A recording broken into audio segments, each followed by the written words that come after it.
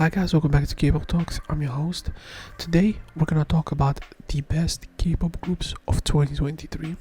The list is relatively long. I mean, I don't know exactly how much they are because I kind of worked on it during the day before going to work and I didn't really recheck it, but I was pretty sure I put everyone in, and it's a list of like 35 groups, I'm pretty sure, even just by looking at face, maybe at least 20, to 30. And I think the way I want to introduce this video is saying that I thought it was a pretty good year for the genre. I think back to back 2022 was very good. I found though that 2023 was way more consistent. From January till pretty much, honestly, October, November, the quality was super high throughout, not only the groups, the solo artists, the albums, the singles. There were definitely certain artists that, for me at least personally, were disappointments, but I would say for the most part it was a pretty productive year, and a year that you can look back as a fan and be happy about, because it's, I think, a good sign. BTS was not around in terms of as a group, so the genre still did well even without their active presence in the genre. And Blackpink had a comeback, but it wasn't as popular as it was. And I think there were a lot of interesting groups, which I'm going to talk about right now. So let's get right into the video. We have a lot of groups to talk about. I have a lot of things to say, honestly.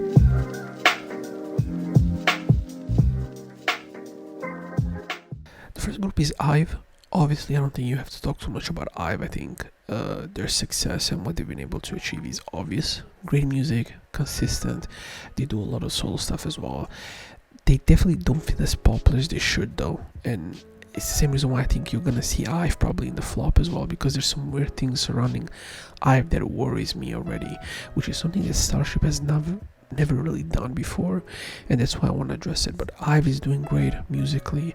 They're a group that, even though they already have their distinctive style, their albums also have very enjoyable listens, and they vary enough even through the singles where it doesn't feel like you're listening to the same song over and over again, which I think it's a plus. Now, of course, going into their third year pretty much, it will be interesting to see how they can keep that quality going without really, I think for the most part, like betraying their true selves.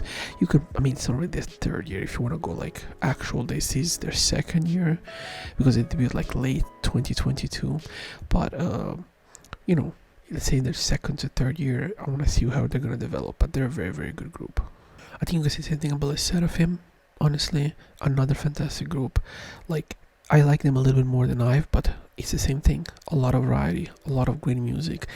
They were helped amazingly by the ITZY boost, originally similar to IVE, and they've been able to cut a space for themselves in this industry almost immediately.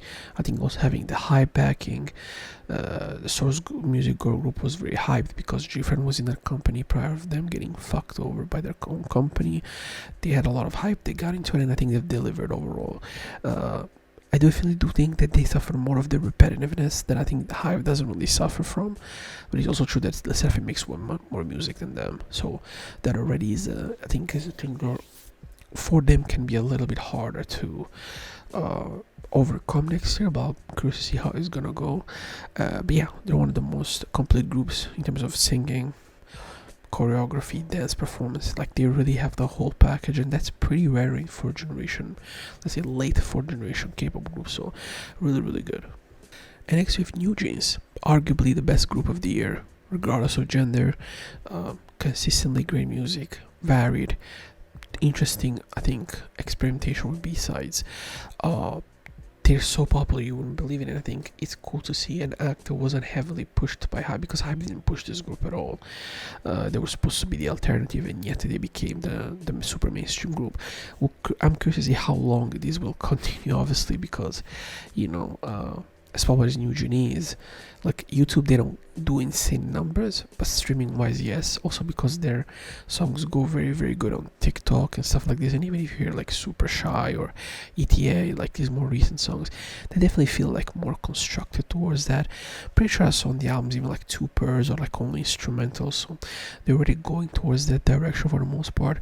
But I would say as an album, as a overall project, I would say from the girls, I think it's a very, very high quality and a project you can come out like really, really enjoying it. I think really curious to see what they're gonna do. I always love what they've done. They have one of my favorite songs of this year, the most catchy mainstream K-pop song of the year by far, which is OMG, which is their best song of the year.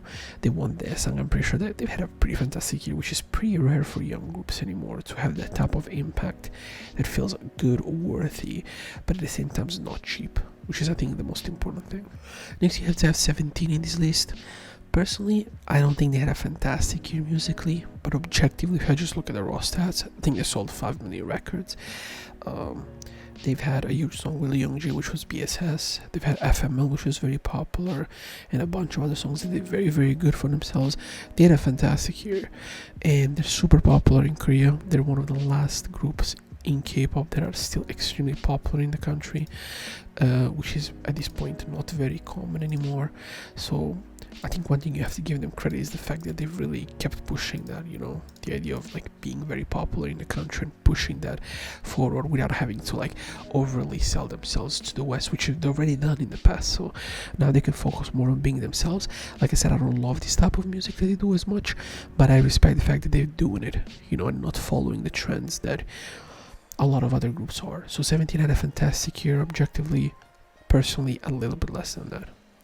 I think similar to Treasure, but opposite. I think Treasure had a fantastic year for me. Maybe not necessarily number-wise, but incredible music. They probably do the most fun bangers in K-pop till this day.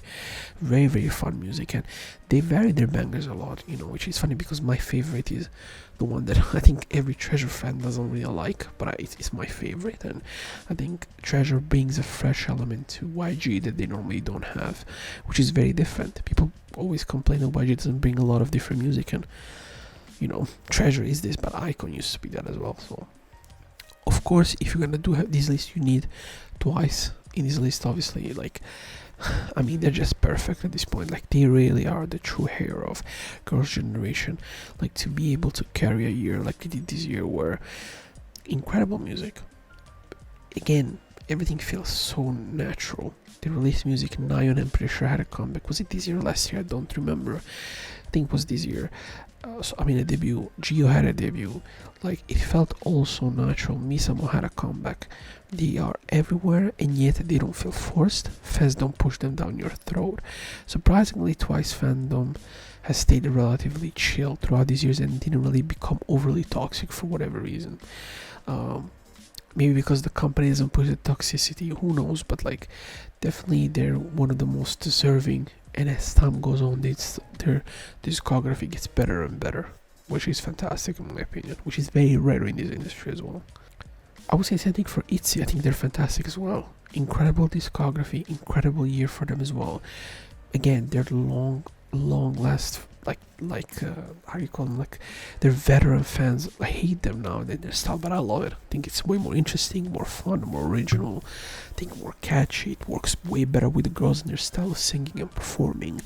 It feels more fresh, doesn't try to go for the super mainstream song hit, which is the typical JYP formula. You go for the super hits early on and then you kind of move on from that. So, and it works. But I think also the next expectation for ITZY, which one, I don't think they've already surpassed in my opinion, but musically they've done better. They've done way better in my opinion, and it's sad that fans can't appreciate Sneakers or other stuff that came out this year, but then love Mafia in the Morning, for example. So whatever. I used to be a hater of this group, but now I objectively love them, which is NCT Dream. They've had a great, I think here they've really leveled up in every aspect possible.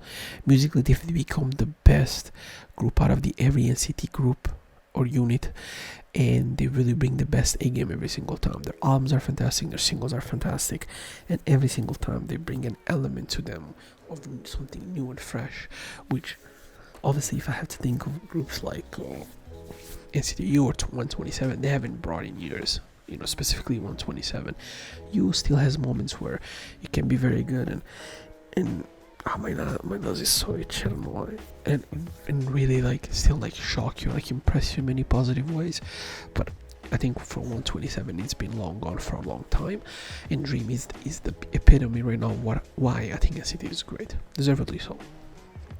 I'm gonna put a less known female group here, but it's CRAXY. CRAXY, I think this was their breakout year for a new group, but they were fantastic. They've made so much different music, so many different styles, so many different concepts, and delivered all of them. Very, very good. They have the best, I think, female group hip-hop song I've heard in years, probably ever. Like, it's a full hip-hop banger, and it works, and it has actual lyrics that make sense. So already that's a plus for me. And like I said, they've done a lot of different styles this year. More concept albums, more straight up bangers, more alternative stuff, and they've all done it very good. And again, for a smaller group to be able to really stand out like this, to me, I think it's an incredible thing. And I would say the same thing for Kingdom, because I think Kingdom has that exact like ability for a male group. They have a very interesting concept. I think probably the only male group really to this day, with another group we're gonna cite later, that still does like a full-fledged concept in terms of albums, sound, aesthetics, storytelling. Like, this stuff doesn't exist anymore, but Kingdom is one of the few groups that still does it. And I think the album they released this year really showcased how good they can be at that. You know, even though with its flaws, they can still be good at it. And yeah, they're one of the most interesting groups out there, and really they're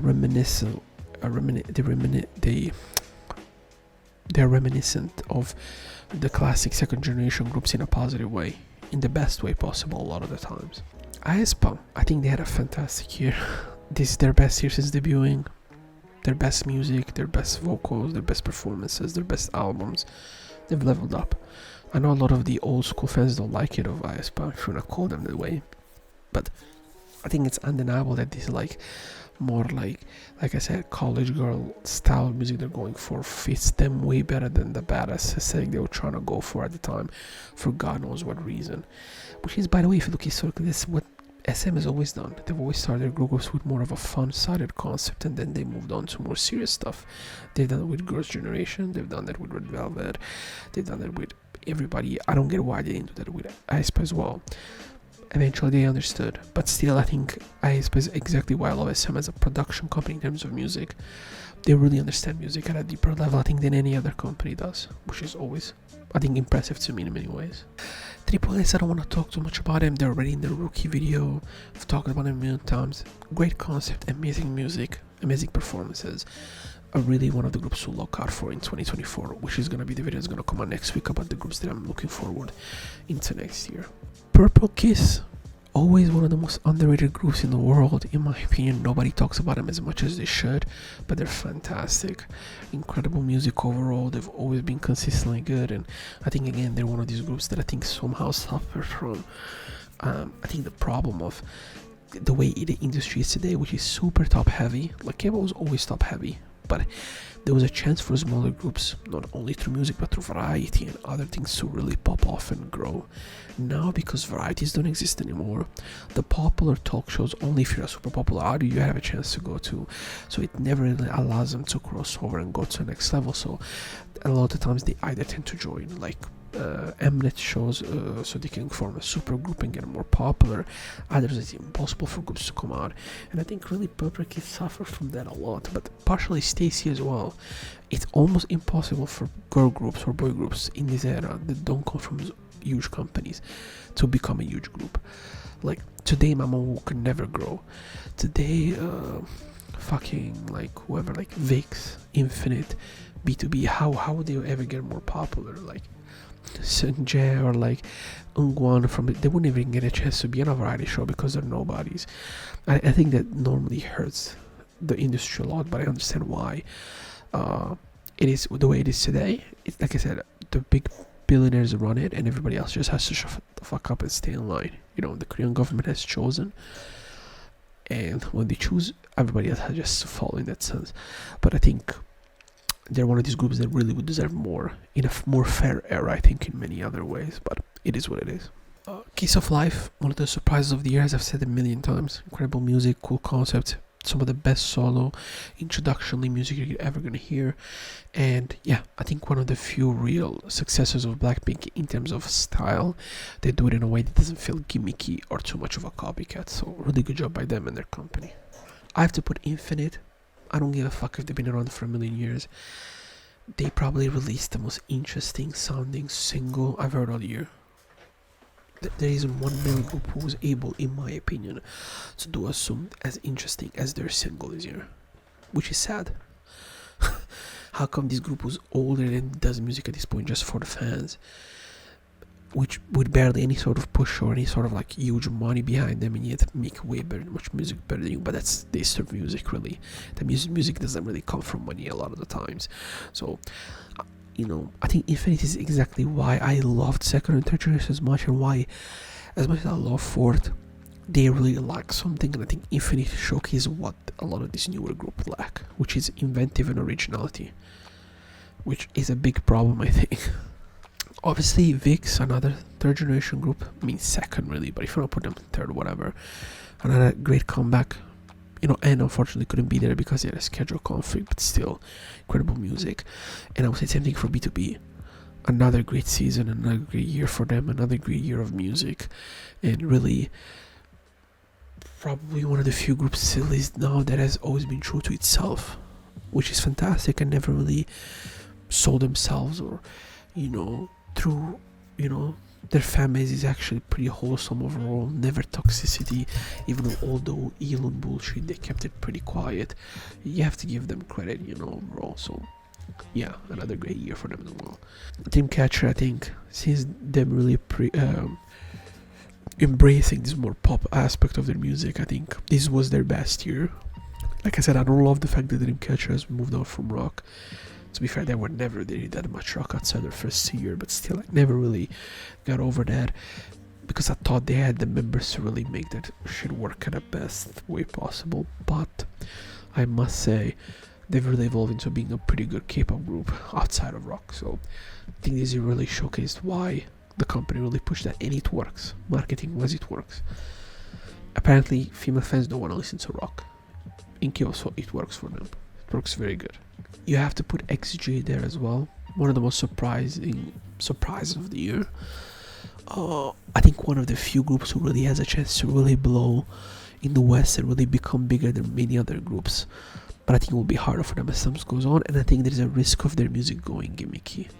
I already talked about it. There's a risk, but I believe they will be fantastic next year as well. And objectively, they had a fantastic 2023 in terms of quality and everything. OnlyoneOf, the only group, I mean, you can say Lionesses as well, who really pull off the LGBTQ concept at its best without being gimmicky or fetishizing it. And go follow the series of music videos they released this year with that team, which was fantastic, and also incredible music with it as well. So really good job by them and their company to bring a level of sensibility and like maybe a theme that maybe a lot of Koreans don't know or don't really care about, and you bring it at the front without doing it in a preachy manner or in a bad manner, which can be the risk sometimes.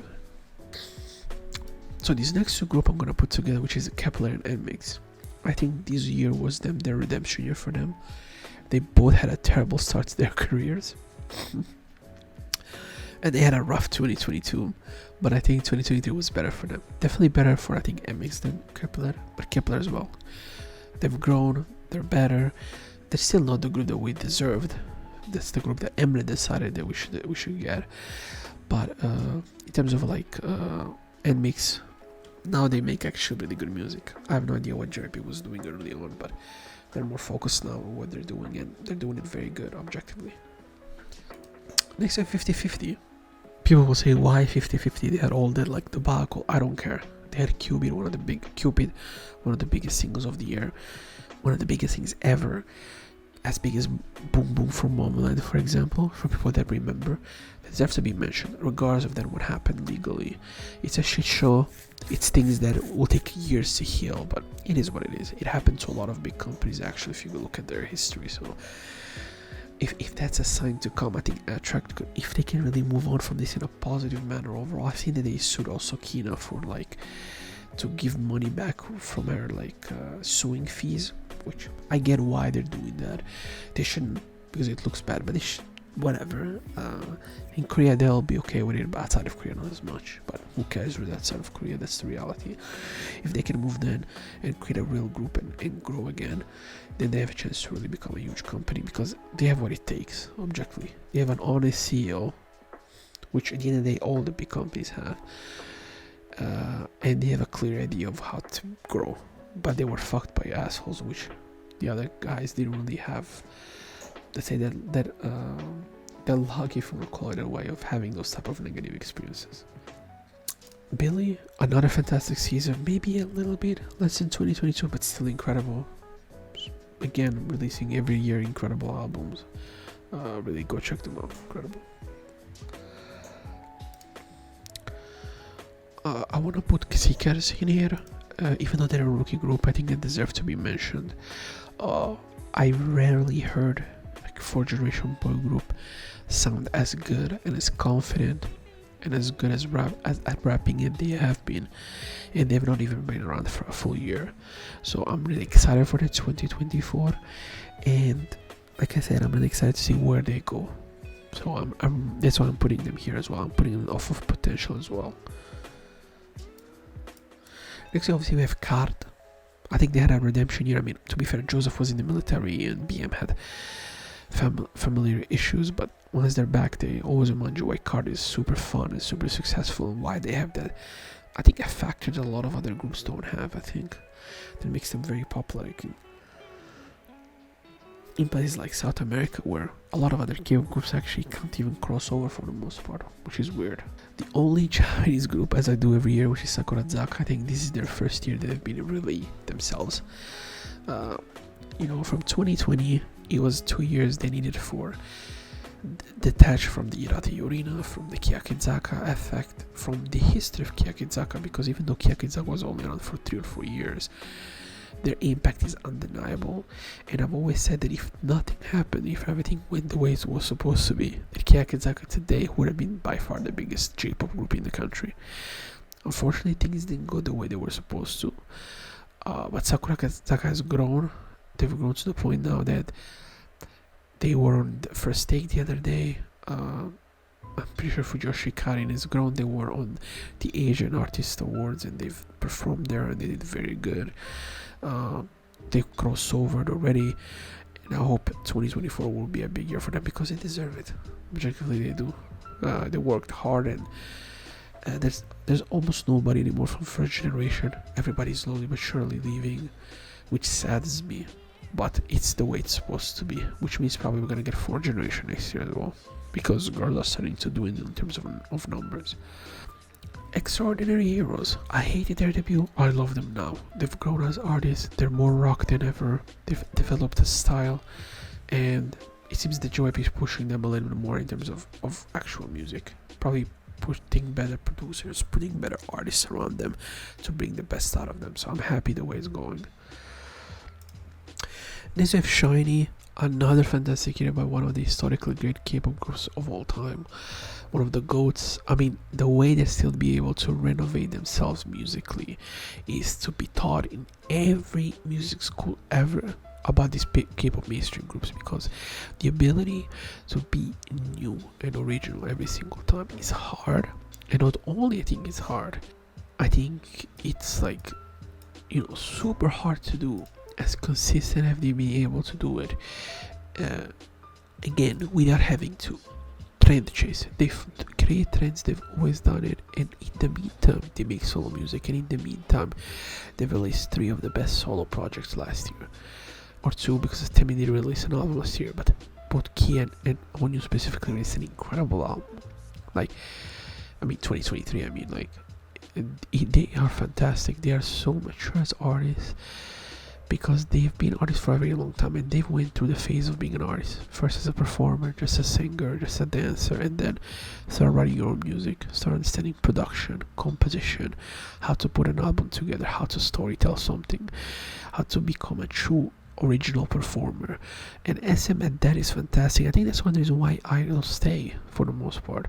You can truly be yourself in a company as mainstream as SM, and as long as you don't really fuck with anybody that is important, you're gonna be, in terms of like objective talk at a serious level, you're just gonna get to stay there and be successful.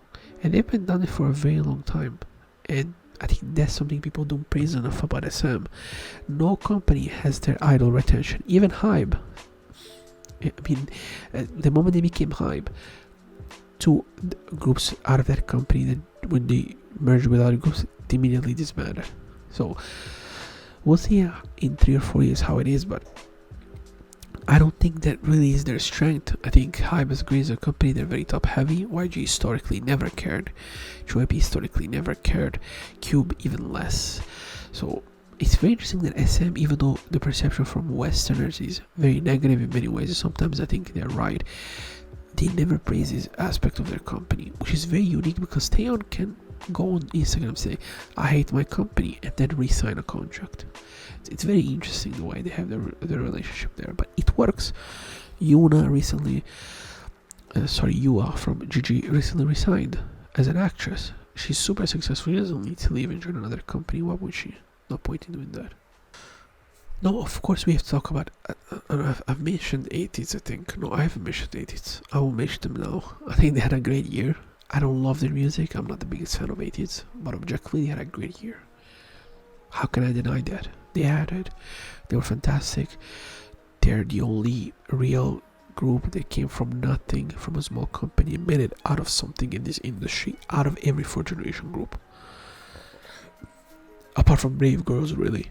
That has to be something. And to me, it means a lot. Nobody has reached their level from a small company. It's impossible to do that anymore. And they've been able to do it, so give them credit, I think. And obviously timing was important for them, and they came out in 2018, which was, there was still hope because Momoland was blowing up and whatever, but now it's almost impossible to do it. The fact that it's still as popular as they are, just being popular outside of Korea, is even more impressive in my opinion. But I definitely question how much they're appreciated, because recently an ATEEZ member was saying how much he loved performing, and when he performs he doesn't really want to do the ending fair and all this stuff, because for him the performance is a serious thing and people were flaming him for it. That's why I feel afraid, is because if they were from a previous generation, they would be appreciated much more for that aspect, where today people don't care about an artist actually performing at its best. It seems to be an afterthought because they don't have to, which is ridiculous, but whatever, that's a topic for another day. Queenz Eye, I don't know if I talked about it, I don't think I did. One other revelation of the year. They haven't really released much music, but 2022 was a pretty forgettable year. 2023 I think was a great year for them, and I think a lot of people discovered how good Queenz Eye can be, which is fantastic, I think, overall. Next we have ZEROBASEONE, probably the most interesting eminent supergroup since 101 in my opinion. People can say ITZY, I'm like, ITZY was good, but I never really cared about ITZY that much, and ITZY never really had the staying power of a 101 historically, or even an IOI. Like, they were popular, but I always hate to see it every time. You can just see what happens to the members. Like, almost everyone in IOI is successful. 101, almost everyone. ITZY, half of them not really, and obviously X1 died on the spot, but this group seems to be very good musically, and they have very, very interesting style. I'm curious to see where they're gonna go into next year, but my worry is that knowing how these companies work, once they find the formula, they're just gonna stick with that for the next 2 years and you know, squish as much money out of that lemon as they can before letting everybody go towards their separate ways. I mean, I expect that to be the case. Then we have RIIZE, another very interesting group from SM, kind of like removing that weird element where they were trying to be super popular from Aespa and stuff like that, and kind of focusing again on their roots of interesting music, and they do interesting music, right? They're the most interesting K-pop boy group right now, I think, in the world, in terms of actual music, in my opinion, because nobody produces that way, nobody uses live instrumental that way in the production, and nobody approaches songs this way anymore in K-pop. So to bring a throwback element, but at the same way a classic, that element that has made SM unique in the industry, I think it's a strength, and also something that can really power up the company to be special and to be something different than everybody else. So, and last but not least, we have AKMU. Now, I think I've wrote about this on Twitter, but I think AKMU, apart from them being some of the best artists in the history of Korean music, they are so unique that they've never been copied, they've never been emulated, and nobody's even tried their style, because it's so unique that if you did, it would be so obvious doing it. And they've had an artistical growth. Listen to when they've started to where they are now. They still make fun, cute music, very childlike music, but listen to the growth. But listen to their serious tracks. Listen to them when they were doing Everest last year. for example. But listen to them when they were Dinosaur. They weren't 45, you know. They were super young in their career, and it's all self-taught because they love music, and on top of that they really love working with each other, which is obvious. To me, it's fantastic. They are fantastic, and they prove again how much uniqueness in K-pop has died. Because there's a reason why these acts don't exist anymore. They don't even come out anymore.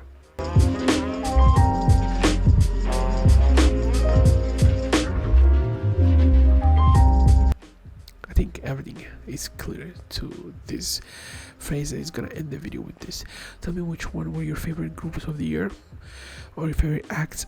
I'm probably gonna do a video about like solo artists separately, because I thought there was a lot of really good solo artists this year. But tell me what your favorite solo artists of the year, and in the video, in the comments obviously, and see you next time with a new video. Thank you guys for watching.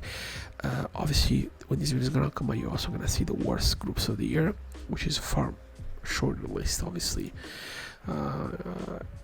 It's still like 3, 6, it's like 15 groups, and some of them might surprise you, others probably not as much if you know me and my content. But having said that, thank you for watching, guys. See you next time with a new video, and have a great night, evening, day, whatever it is, work, study, whatever. See you next time. Thank you for watching.